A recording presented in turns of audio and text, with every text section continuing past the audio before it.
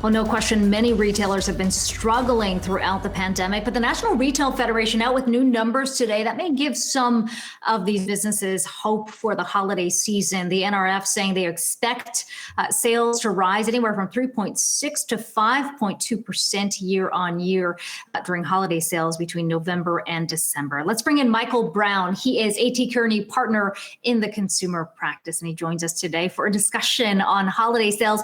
Michael, it seems like, every year at this time we talk about the doorbusters on Black Friday, what Cyber Monday is going to look like, but it feels like we've already gone through a significant week of discounts already. I mean, it seems like retail's really started early this year. What's the biggest shift you think we're likely to see during this holiday season?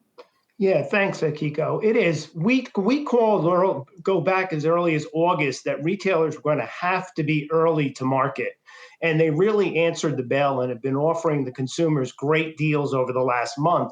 And that's mainly because there's not enough time to get all the sales through the doors and the websites over the next 30 days before we get to Christmas. So I think what we're going to see is continued aggressive deals and the ability to meet the consumer's demand that we think is going to be high, as the NRF has said. But we're going to see that the whole holiday hinges on the ability to operationally pull it off this year.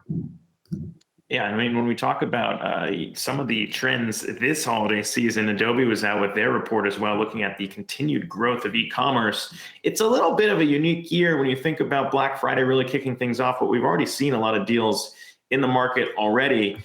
Their expectation is that retailers here could see 2 years worth of growth this holiday season when it comes to e-commerce sales. I mean, is that what you're expecting when we think about where the consumer is going to be shopping mostly online? Yeah, I think they could see at least that, Zach. It's going to be a big year for e-commerce. We're going to have records because it comes from two areas, really. Those packages the consumers will buy online to have shipped to the house, but also the ones that they'll buy online and pick up on the stores themselves, so they don't have to really shop. They can just make that errand to the store, pick it up as it's been pre-purchased. So I think 2 years growth is conservative. We've seen, I think, what we believe is 5 years of acceleration in e-commerce sales.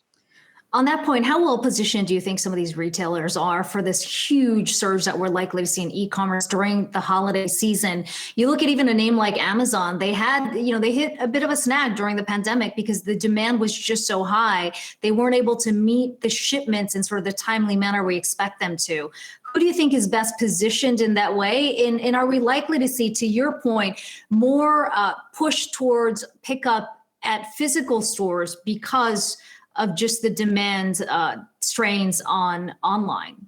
Right. I think we've seen the biggest retailers, when we look at Target and Walmart, really demonstrate that they were able to handle this, and they've done a great job with it. I think continuing, we'll see the big retailers who have the infrastructure show the ability to react to it. I think to be successful, though, retailers are going to have to direct the consumer to pick up in the store for two reasons. One, a lot of their networks can't support the volume that needs to go through it, and either can the shippers. Right now, we're looking at backlogs in shipping that could affect the holiday sales. But even more importantly, though, every retailer for the last 7 or 8 years has talked about how they're losing gross margin from shipping costs and return shipping costs. So the only way to have a successful, profitable season is to get them to the store to pick it up and offer convenient services to make that happen. Yeah, and I mean, when we talk about retail overall, obviously some sectors have actually benefited a bit from some of the trends that we've seen. We've talked about Dick's Sporting Goods, some of these other recreational focused retailers there catching some boosts, because there are a lot of things out there that you just don't want to purchase online. You might want to give it a go in person before you actually pull the trigger on it. So how are you seeing those trends maybe shake out here, continued once we get to full on Christmas shopping? Yeah, I think the trends will continue. The consumer will react, though, based on getting the product. If the only way they believe they can get it is to go to the store and buy it, they'll run to the store.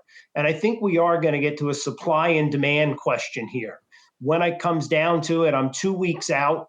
Can it be delivered to me? Who has it in stock?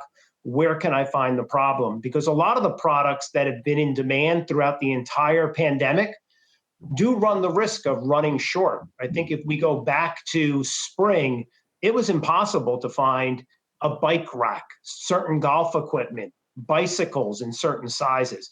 And I think that's one of the risks of this holiday season. Will retailers have enough of the products that consumers want to buy to fill that demand?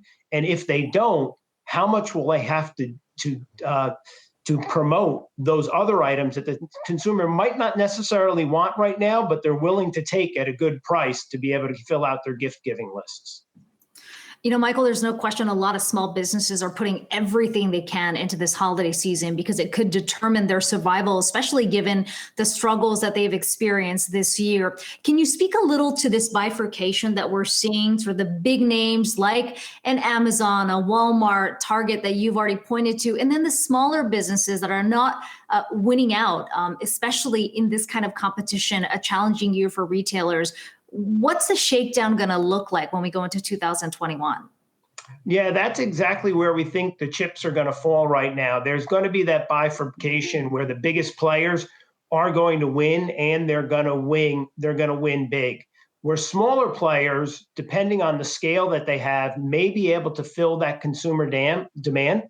But if their infrastructure is lacking, they might not be able to fill the demand, which could hurt their sales. So that's what we see as the biggest issue and the challenge. And the other thing we always see is the big risk, I think, is if we go back to March, retail was not deemed as essential.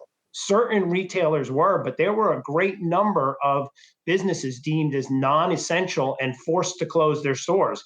And that risk is still out there right now as we look at what could happen over the next 15 to 20 days as people return from holidays, and then we may have another explosion of the COVID even bigger than we're experiencing right now.